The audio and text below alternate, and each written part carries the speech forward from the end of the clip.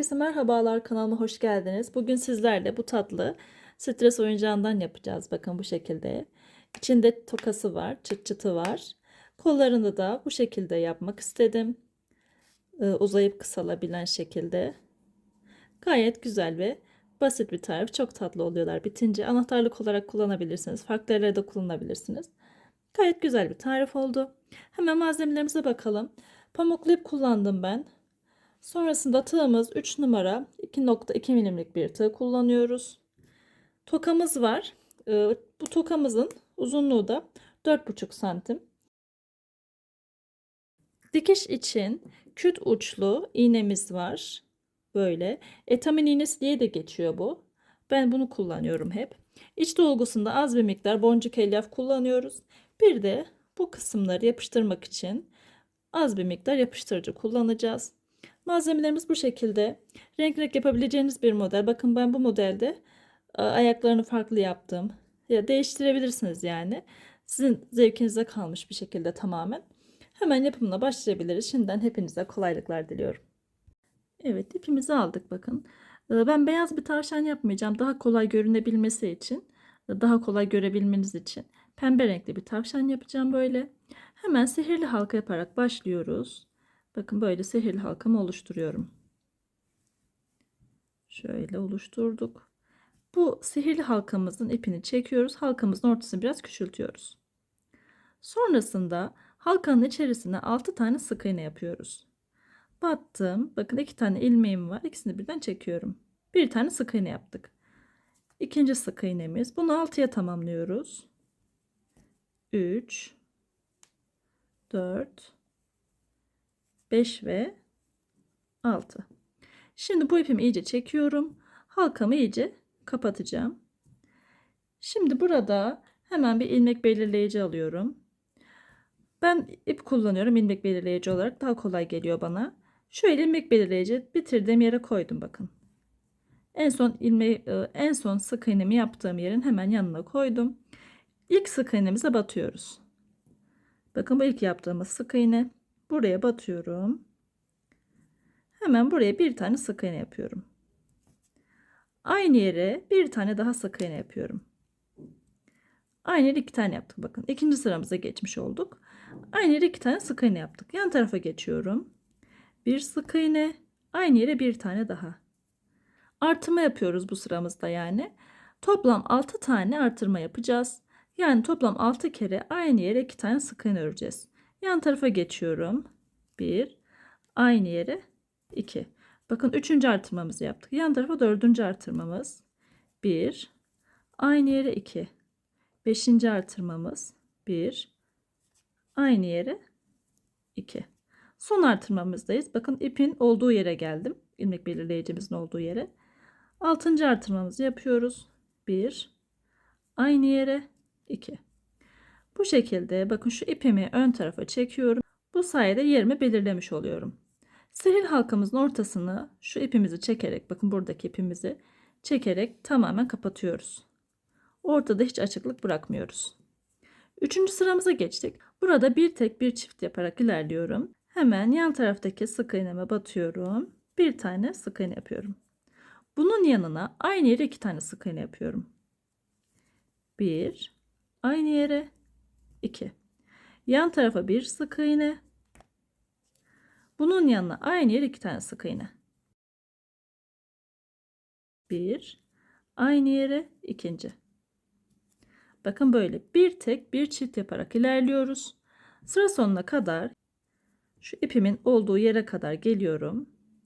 Sıra sonuna kadar bir tek bir çift yaparak geliyoruz. Sıra sonunda toplam 18 tane sık iğnemiz olacak. Tamamlayıp gelelim. Evet bakın bu şekilde toplam 18 tane sık iğnemiz oldu sıra sonunda. Üçüncü sıramızı bitirmiş olduk. Dördüncü sıramıza geçtik. Buradan artık dördüncü sıradan başlayarak toplam 15 sıra 18 sık iğne örerek geliyoruz. Farklı hiçbir işlem uygulamadan düz bir şekilde 18 sık iğne yapacağız bütün sıralarda. 15 sıra düz örüp geliyoruz. Evet bakın bu şekilde tamamladım. Toplam 18 sırayı tamamlamış olduk. Yani 18. sırayı da örmüş olduk. 15 sıra düz örmüştük. Şimdi 19. sıramıza geçiyoruz. Hemen ilmek belirleyicimi arkaya aldım. Bu sıramızda artık eksiltme yapmaya başlıyoruz. Bir tek bir eksilt yaparak ilerleyeceğiz. Hemen ilk sık iğneme batıyorum. Bir tane sık iğne yaptım. Şimdi bunun yanına bir tane azaltma yapıyorum. Azaltmamızı nasıl yapıyoruz? Bakın sık iğnemizin iki tane lobu var. Bir ön tarafta böyle, bir tane de arka tarafta. Biz ön taraftaki lobunu alıyoruz. Ön ilmeğini diyeyim. Bakın ön ilmeğini batacağım. Arka taraftaki kalacak. Yan tarafında ön ilmeğini alıyorum. İkisini birden çekip böyle iki tane ilmeğim oluyor tığımda. Azaltmamı tamamlıyorum. Yani iki ilmeği birlikte örmüş olduk böyle. Yan tarafa geçiyorum. Bir tane sık iğne yapıyorum. Bunun yanına bir tane azaltma yapıyorum. Nasıl yapıyorduk? Yan tarafın ön ilmeğine battım. Onun yanındakini de ön ilmeğini alıyorum. İkisini birden şöyle ikisini birden çekiyorum.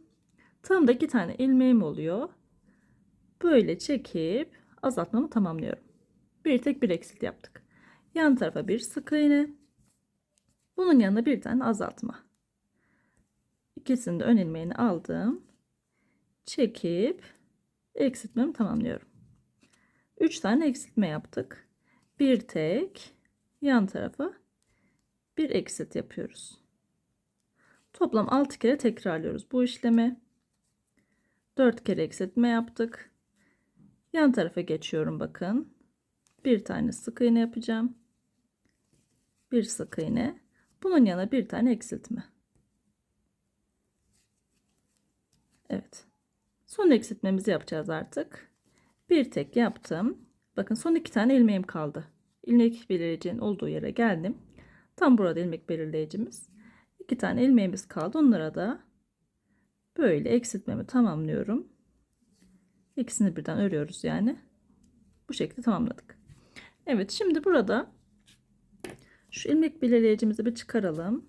Artık dolgusunu yapacağız. Çıçıtımızı koyacağız. Önce bir miktar elyaf koymak istiyorum. Hemen elyafımı aldım. Bakın. Burada zorlanırsanız bir önceki sırada da yani eksiltmeden önceki sırada da koyabilirsiniz elyafınızı. Böyle çok doldurmuyorum. Az bir miktar koyacağım. Bakın ilk olarak biraz koyalım. Böyle biraz daha koymak istiyorum buraya. Evet. Şimdi şöyle düzenleyip elimle çıt çıtımı koyacağım. Bakın bu şekilde tokamızı. Şimdi hemen bunu yerleştiriyoruz. Bakın elyafın şöyle üst kısmından itiyorum. Evet. Böyle koydum. Şimdi bunun şöyle tutuyorum bunu. Tokanın üst kısmına gelecek yere de elyaftan koyacağım. Yani tokamız tam ortada kalmış olacak. Tokanın alt ve üst kısımlarını bir miktar elyafla dolduruyoruz. Çok fazla koymuyoruz bu arada. Az bir miktar böyle daha güzel görünmesi amacıyla koyuyoruz. Evet. Bakın bu kadar yeterli. Gördüğünüz gibi tokamız da gayet güzel açılıp kapanabiliyor. Evet. Bu kadar yeterli diye düşünüyorum. Şuraya biraz daha koyayım. Sonrasında son sıramızda yapalım. Evet. Tamamdır. Şöyle elyafları aşağı doğru koyalım. Evet, son sıramıza geçebiliriz artık. Burada bütün ilmeklerin üzerlerine eksiltme yapacağız. Yani toplam 6 tane azaltma yapmış oluyoruz. Son sıramızda toplam 12 tane sık iğnemiz kalmıştı. Bunların üzerlerine eksiltme yaparak ilerliyoruz. 6 tane azaltma yapıyoruz yani. Hemen yan taraftakine battım. Bakın ilk azaltmamı yapıyorum. 2 ilmeğin de ön lobunu aldım. İkisini birden çekip eksiltmemi tamamlıyorum. Bir tane yaptık. Yan tarafa ikinci eksiltmemi yapıyorum. Yan tarafa üçüncü. Hep ön loblardan alıyorum bakın. Böyle daha güzel duruyor. 3 oldu. Dördüncü eksiltmemizi yapıyoruz. Burada şunu da söyleyeyim. Eğer tığ numaranız büyük geliyorsa, eksiltmeleriniz boşluk kalıyorsa, görünüyorsa Tığ numaranızı 1 numara küçültebilirsiniz. Mesela 3 numara kullandım ya, bunu 2 numaraya çevirebilirsiniz. 5. eksiltmemdeyim. Ve son bir tane azaltma kaldı. Onu da tamamlayalım. 6.'yı yapıyorum yani. Evet. Bakın 6 tane eksiltme yaptım. Burada ipimi keseceğim. Zincir çekmedim. Bakın zincir çekmeden ipimi kesiyorum. Şöyle biraz uzunluk bırakıyorum. İlmekleri toplayacağız çünkü. İpimi direkt çıkarıyorum buradan. Hemen iğnemi takacağım ipimi. Evet, iğnemi taktım. Hemen bakın yan taraftaki ilmeğin şöyle ön lobundan iğnemi geçiriyorum ve ipimi çıkarıyorum. Yan tarafında ön lobunu alıyorum. Bu şekilde ön ilmeklerinden toplayarak kapatacağız. 3 tane aldım.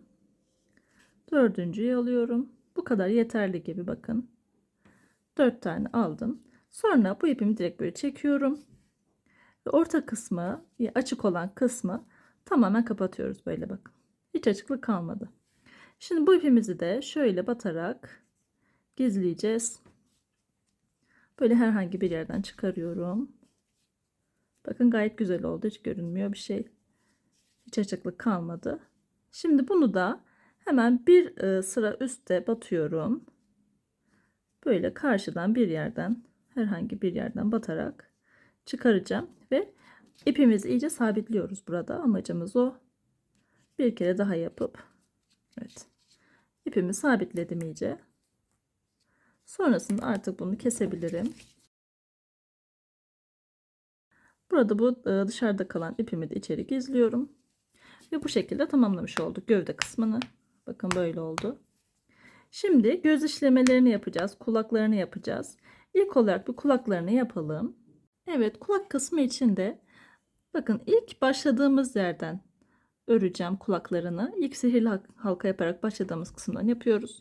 Öncelikle bir ilmek başlangıcı yapalım. Şöyle bir ilmek başlangıcımızı yapıyoruz. Sonrasında bakın sihirli halkanın bir yanına şöyle, bu ilk sıramızdı. Bunun şu ve şu sıraların arasını öreceğiz kulağımızı. Hemen bakın burası, buradan batıyorum. Bakın bir ve ikinci sıranın sonundan bu şekilde batıyorum ve ilk sıranın sonundan çıkarıyorum ipi, tığımı. Böyle tutup bu yaptığım ilmek başlangıcımı buradan çıkarıyorum. Sonrasında bu ipimi de tutarak 8 tane zincir çekiyorum. 1, 2, 3, 4, 5, 6, 7 ve 8. Şimdi bu zincirlerin üzerlerini dolduracağız. Nasıl dolduruyoruz? Bakın sondan 1, 2 tanesini atlayıp 3. zincirime batıyorum. Sondan 3. zincirime batacağım. İpimi doladım. Yarım trabzanlar yaparak ilerleyeceğiz başlangıçta. Sondan 1, 2 ve 3. zincirime battım. Tığımda 3 tane ilmeğim oluyor. Üçünü birden çekiyorum. Bir tane yarım trabzan yaptım. İpimi bir kere doluyorum. Yan tarafa da bir tane yarım trabzan yapıyorum. Bu şekilde bir kere doluyorum. Yan taraftaki zincire de bir tane daha yarım trabzan yapıyorum. Toplam 3 tane yarım trabzan yapmış olduk. Şimdi yan taraftaki zincirime geçiyorum. Yan yana 3 tane sık iğne yapıyoruz. Hemen yan taraftaki zincire battım. Birinci sık iğnemiz. Yan tarafta ikinci. Ve son bir tane zincirimiz kaldı bakın burada. Buraya da bir tane daha sık iğne yapıyorum. Evet. Ve battığımız yere bakın şöyle. Şurada çıkarttığımız kısım vardı ya. İpimizi çıkarttığımız kısma batarak buraya da şöyle batıyoruz bakın. Şu ipimi arkaya daha kolay göstereyim size. Buraya şöyle battım. Tam karşı tarafından çıkarıyorum. Yan tarafından yani. Çıkardım. İlmek kaydırma yapıyorum. İpimi sabitliyorum buraya. Bir tane zincir çekip ipimi sabitlemiş oluyorum. Bakın ilk kulağımızı böyle bitirmiş olduk. Hemen ipimi kesip daha rahat göstereyim. Biraz uzun keseceğim. ipimizi gizleyeceğiz çünkü. Bakın böyle. Bu şekilde ilk kulağımızı bitirmiş olduk. Sonrasında bunları da hemen bir tane düğüm atalım. Şöyle. İyice sıkılıyorum. Ve bu ipleri içeri gizleyeceğim. Şöyle isterseniz iğne ile gizleyin, isterseniz tığla böyle çekerek de gizleyebilirsiniz. Evet, bakın böyle gizledim. Şimdi ikinci kulağımız için de bu sefer bunu aşağıdan yukarı batmıştık ya. İkinci kulağımıza da bu sefer şuradan batıyoruz bakın.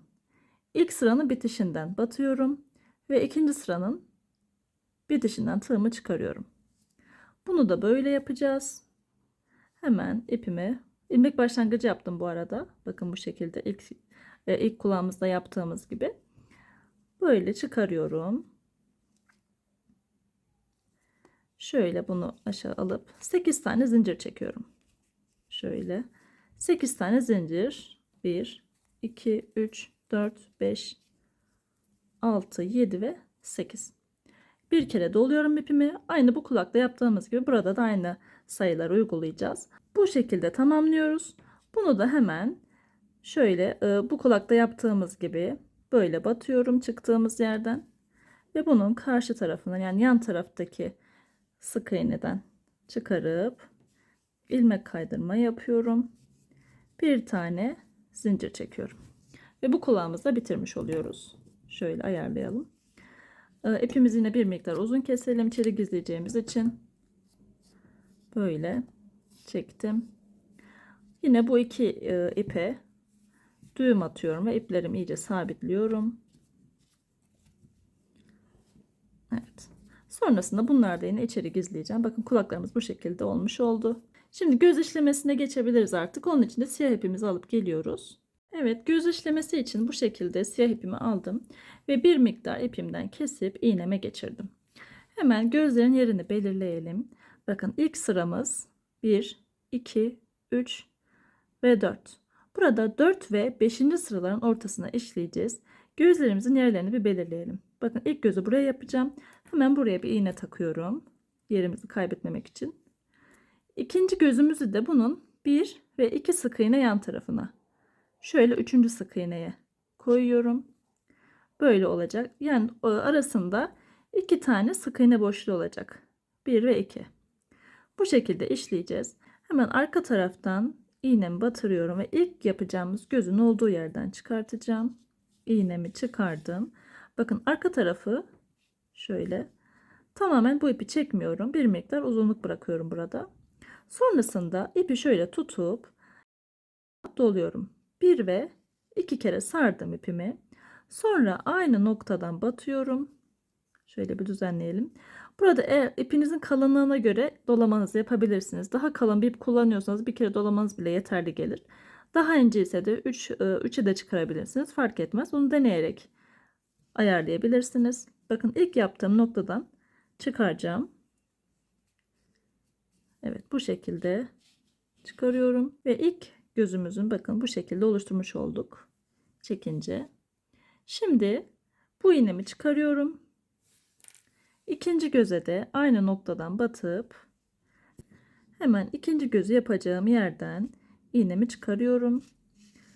Aynı şekilde bakın böyle çektim ve böyle tutup yine ipimi 2 kere sarıyorum. 1 ve 2. Aynı noktadan batıyorum.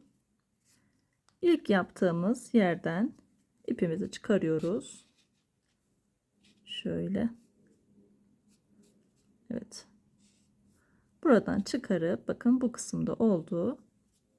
Bu gözümüzü de yapmış olduk. Şimdi burada ipimi keseceğim. Ve ilk olarak bunları bir sabitleyeceğim. Arkada uzunluk bırakmıştık ya. Bu iki ipi bağlıyorum. 2 kere düğüm yapacağım ve iplerimi gizleyeceğim.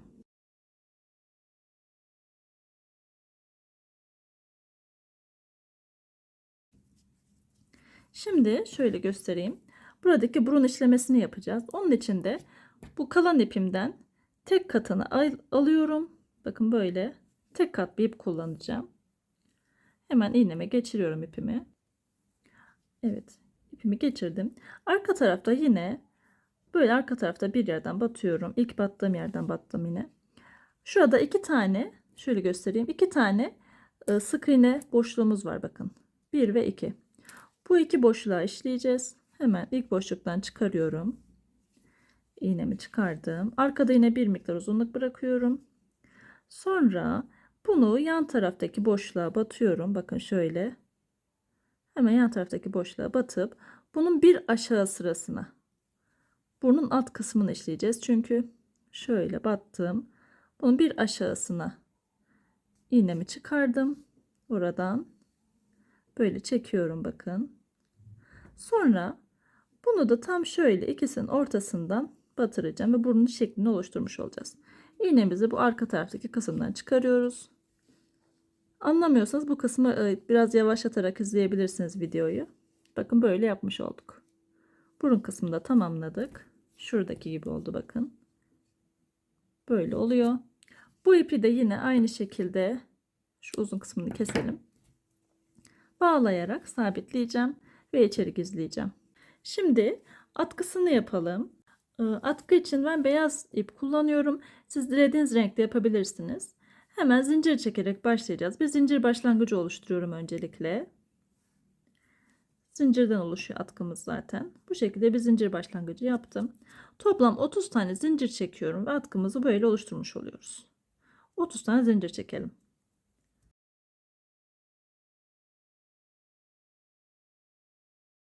Otuzuncu zincirimi de çektim. Ve burada bir miktar şöyle uzunluk bırakacağım. Çok fazla bırakmamıza gerek yok. Böyle kesiyorum. Ve atkımız da böyle zincirden oluşuyor bakın. Toplam 30 tane zincir yapmış olduk. Bu kısmı da tamamladık. Şimdi pomponunu yapalım. Evet, pompon için pembe ipimi aldım yine. Hemen bakın şöyle yapıyoruz. Bu uç kısımda biraz uzunluk bırakıyorum. Sonrasında bunu işaret parmağıma doluyorum. Küçük bir pompon yapacağımız için işaret parmağıma doluyorum. Çok dolamamıza gerek yok. Zaten küçük bir şey oluyor. Sonra buradan ipimi çıkarıyorum. Hepsini birden tutarak. Bakın böyle. Sonrasında buradan da bir miktar doluyorum. Yani şu orta kısımdan iplerin tam ortasına denk gelecek şekilde sarıyorum. 2 tur yeterli. Sonra bu ipimi keseceğim. Ve şurada ilk şunu bir ortaya getirelim. Böyle bir düzeltelim. İlk bıraktığımız iple bunu en son kestiğimiz ipi bağlıyorum. 2 kere düğüm atmış oldum. Bu kadar yeterli. Bakın böyle oluşturduk. Şimdi buradaki uzun kalan ipleri kesiyorum. Çok kökünden kesmiyoruz. Bakın biraz uzunluk bırakacağız şöyle. Ayarlayacağız onu sonra. Sonra burada katladığımız kısımları içten böyle kesiyoruz. O 2 kat olan yerleri açıyoruz katlarını. Bakın böyle katlarını açıyoruz. Karşı tarafın da aynı şekilde katlarını açıyorum. Şimdi bunu şöyle tutuyorum. Bakın böyle tam pompon şeklinde vereceğim. Böyle tutup bütün ipleri eşit boyda olacak şekilde kırpıyorum. Bakın böyle çok minik bir şey oluyor zaten. Tavşanın kuyruğu. Bu şekilde pomponumuzu da oluşturmuş olduk. Şimdi artık diğer kısma geçelim. Evet, şimdi bakın buradaki havucu yapacağız. Bunun için de turuncu ipimi aldım. Zincir çekerek başlıyorum. Şöyle hemen bir zincir başlangıcı yapıp oluşturdum. 5 tane zincir çekiyorum. 1, 5. Şimdi ipimi bir kere doluyorum. Sondan 1, 2 ve 3. zincirime batıyorum bakın. Battım. Sondan 3. zincirimiz. Battık. Tığımda 3 tane ilmeğim oluyor. Bunu tek seferde çekiyorum. Yani bir tane yarım trabzan yapmış olduk. İpimi bir kere doluyorum. Yan tarafa da bir tane yarım trabzan yapıyorum. Bakın battım. Tığımda 3 tane ilmeğim oldu. Bunu tek seferde çekiyorum. 2 tane yarım trabzan yapmış oldum. Bir tane zincirim kaldı burada. Buraya da bir tane sık iğne yapıyorum. Ve bir tane zincir çekip ipimi kesiyorum. Şöyle kestim. Sonra bu iki ipi bağlıyorum. Hemen 2 tane düğüm atacağım. Havucun uç kısmını oluşturuyoruz. Bakın böyle. Sonra bunları şu iyice sıkılaştırayım. Bu ipleri kökünden en dibinden kesiyorum. Evet.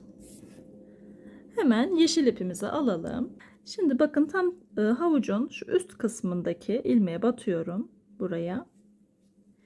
İpimi şöyle tutuyorum. Burada bir uzunluk bırakıp bakın şöyle tuttuk ve böyle çekiyorum. Bu en tepe noktasından ipimi çıkaracağım. Böyle çıkardım. Sonra burada biraz uzunluk bırakmıştık ya şu kısımda. Bu ikisini birden tutarak hemen bu ikisinden birden tutarak ipimi buradan çıkarıyorum ve kesiyorum. Şu kısmı kesebiliriz artık. Bunları da böyle çıkarıyorum. Yani iki tane bu şekilde iki ipi birden çıkarmış oluyoruz. Böyle. Bunları da şöyle kısaltalım. Biraz daha kısaltabiliriz. Evet. Bu ipleri bir iğne yardımıyla, bakın böyle bir iğne yardımıyla iplerin katlarını açıyorum. Bakın böyle havucumuzu da oluşturmuş olduk. Şimdi tavşanımızın bu uzayıp kısalabilen kollarını ve ayaklarını yapacağız bu şekilde. Hemen sihirli halka yaparak başlıyoruz. Şöyle sihirli halkamı oluşturuyorum. İpimi çekiyorum. Halkamızın ortasına biraz küçültüyoruz. Sihirli halkanın içerisine 5 tane sık iğne yapıyoruz. 1 2 3 4 ve 5. Şimdi bu ipimi çekiyorum. Halkamızın ortasını tamamen kapatacağız. Burada ilk yaptığımız sık iğnenin tepesine batıyoruz. Ve ilmek kaydırma yapıp bir tane zincir çekiyoruz. İpimizi şu sihirli halkanın ipini çekelim ve ortadaki kısmı, boşluğu tamamen kapatalım. Bakın hiç açıklık kalmayacak şekilde kapatıyoruz. Sonra bu ipimizi kesebiliriz. Evet. Şimdi zincir çekeceğiz. Toplam 33 tane zincir çekiyoruz. Şu uzunluğu oluşturuyoruz. Yani bakın burayı. Toplam 33 tane zincir çekelim. Bir tane çektik. Bunu 33'e tamamlıyorum. Evet bakın toplam 33 tane zincir çektim. Şimdi ipimi biraz şöyle uzatıyorum. Bir miktar uzun keseceğim. Bu kadar uzunluk yeterli. Bu parçadan toplam 2 tane yapıyoruz. Sonrasında ayak kısmına geçelim. Ayakları için de yine sihirli halka yaparak başlayacağım. Şöyle tuttum. Evet, sihirli halkamızı oluşturduk. Halkanın içerisine 6 tane sık iğne yapıyorum bu sefer. 1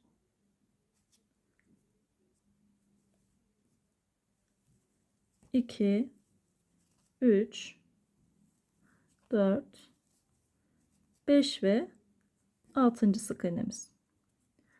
Şimdi bu ipimi çekiyorum. Halkanın ortasını kapatıyoruz. İlk yaptığımız sık iğnenin tepesine batıp hemen battım. İlmek kaydırma yapıp bir tane zincir çekiyorum. Ve şu bakın biraz açıklık kaldı sihirli halkamızın ortasında. Burayı bu ipimi şu ipi bakın. Burada boşta kalan ipimizi çekiyoruz ve sihirli halkamızın ortasını tamamen kapatıyoruz. Şimdi ikinci sıramıza geçtik. 2 ve 3. sıraları 6'şer sık iğne yaparak örüyoruz. Farklı hiçbir işlem uygulamadan 6 sık iğne örerek tamamlıyoruz. Bu kısmı da bitirmiş oluyoruz. Burada da ipimi biraz uzun keseceğim. Şöyle düzeltelim bir. Bir miktar uzun kesiyorum. Sabitlemek için kullanacağız çünkü. Evet bu parçamızı tamamlamış olduk. Bundan da yine 2 tane örüyoruz. Bakın böyle. Bu parçamızdan da 2 tane yapalım. Sonrasında atkı kısmına geçelim. Şimdi atkısını yapabiliriz. Onun için de atkıda Bu uzun bıraktığımız kısma iğnemi hemen geçiriyorum. Sonra hemen yerini belirliyorum. Bakın burnun bir alt sırasına böyle yapacağım. Şöyle ayarlayalım. Yan tarafta kalacak bu biten ipler. Böyle tutup bunu yan taraftan şöyle ayarlıyoruz. İki ucu eşit olacak şekilde tutuyorum. Zincirlerin uçları. Bakın böyle. Burada burayı biraz sıkı tutalım. İsterseniz siz silikonla yapıştırarak da ve yapıştırıcıyla, herhangi bir yapıştırıcı da olur, yapıştırarak da kullanabilirsiniz. Ben iyice sıkılayacağım şimdi. Sonra bakın iki ucu eşit oldu. Yaklaşık eşit oldular. Sonra şurada herhangi bir zincirden sıkı olacak şekilde geçireceğim bunu. Şöyle tutuyorum bakın. Şurada bir noktadan iç kısma yakın bir yerden zincirin içinden geçirdim ve bunu böyle çekerek iyice sabitliyorum. Bakın böyle.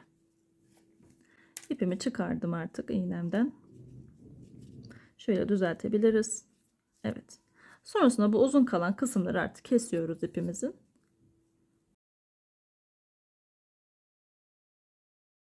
Evet, bu kısmı da tamamladık. Bakın böyle. Şimdi kollarını takalım artık. Bunun için de hemen şu parçalarımızı alıyoruz. 2 tane yapmıştık ya bakın. Bu zincir örerek yaptığımız. Bunu şöyle tutuyorum. Bakın tam atkının bir alt sırasında şöyle yanlara denk gelecek şekilde buradan çıkaracağım. Onun için alt kısmı da aynı şekilde belirliyorum. Bunu da sayalım. Bakın burası son bitirdiğim kısım 1. Onun bir üst sırası 1 ve 2 diyeyim. Böyle baktığımız zaman siz kendiniz de daha rahat ayarlayabilirsiniz kendiniz yaparken. Böyle buradan çıkarmak istiyorum ben. Hemen buradan batıp bakın bura üst kısımda nereden takacaksak elimizi oradan tığımızı çıkarıyoruz. Şu uzun bıraktığımız ipi bakın burayı böyle alarak geçiriyorum. Alt kısımdan çıkarıyorum. Evet. Sonra bunu iyice çekerek alıyorum. Burada bir miktar elyaf çıkabilir, önemli değil. Sonra aynı şekilde ikinci kolumuzu da aynı gösterdiğim işlemleri uygulayarak yapıyoruz. Hemen aynı sıradan şöyle bakın aynı sıradan takip ediyorum. Buradan batıp şöyle yukarı çıkıyorum ve bunu da yine aynı sırayı takip ederek bunun karşısına denk gelecek şekilde çıkaracağım. Şimdi artık ayaklarını yapalım. Bu uzun kalan ipleri keseceğim. Şöyle kestim ikisini de. Ayaklarımız için de bu iki parça örmüştük. Bunları hemen bir tanesini alıyorum. İğnemi geçiriyorum. Evet, iğnemi geçirdim. Bakın böyle. Şurası açık olan kısım. Buraya böyle bunu bu zincirli kısmı bu orta kısma yerleştireceğim. Örgümüzün iç kısmına böyle bir miktar yerleştireceğim. Sonra bunu bakın şöyle sık iğnelerin ön ilmeklerini alarak kapatacağız. Böyle hepsinin ön ilmeklerinden alarak iğnemizi geçiriyoruz böyle ön ilmeklerinden. Hepsinden teker teker toplam 6 tane sık iğnemiz vardı zaten. Hepsinden tek tek geçiriyorum ve kapatacağım. Saymadım, ben rastgele yaptım. Evet, bu kadar yeterli sanki, hepsini aldım gibi. Şimdi bunu böyle çekiyorum ipimi. Bakın iyice bu açık olan kısım vardı ya, o açıklığı kapatmış olduk bakın. Ama yine de tamamen sabitlenmedi. O yüzden ne yapıyorum burada? Bu zincir olan kısımdan bakın şöyle zincirin içinden iğnemi geçiriyorum ve bir de böyle sabitliyorum.